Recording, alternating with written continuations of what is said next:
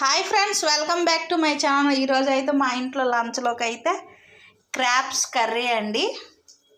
ఇంకా మా ఆయనకి తెమ్మంటే తెచ్చారు, నీట్గా క్లీన్ చేసి పెట్టేశానండి. ఇంకా వైట్ రైస్ అయితే అయిపోయింది. వీటి కోసం అయితే మసాలా గ్రేవీ అయితే ఉడుకుతుందండి.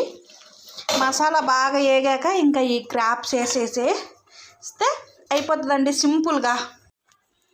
ఇంకా అయితే మసాలా చూపించాను కదా, అది ఉల్లిపాయ, ఇంకా పచ్చిమిర్చి, జీలకర్ర, అల్లం, తెల్లుల్లిపాయ పేస్ట్ అండి. తర్వాత టమాటాలు వేరే మిక్సీ కొట్టేసి ఈ ఉల్లిపాయ పేస్ట్ అంతా వేగాక టమాటా పేస్ట్ వేసేసి బాగా వేగించుకోవాలండి. ఆయిల్ కొంచెం తేలినప్పుడు ఈ క్రాబ్స్ వేసేయాలండి. పీతలు వేసేసి చక్కగా ఈ మసాలా అంతా పట్టించాక బాగా పట్టాక చింతపండు పులుసు వేసి ఉడికిపోయి దించడమేనండి. సింపుల్గా చాలా బాగుంటుంది. ఇదైతే నేను రెండోసారి వండడం. టేస్ట్ అయితే చాలా బాగుంటుందండి. ఎవరైనా ట్రై చేస్తే ట్రై చేయండి. బాయ్.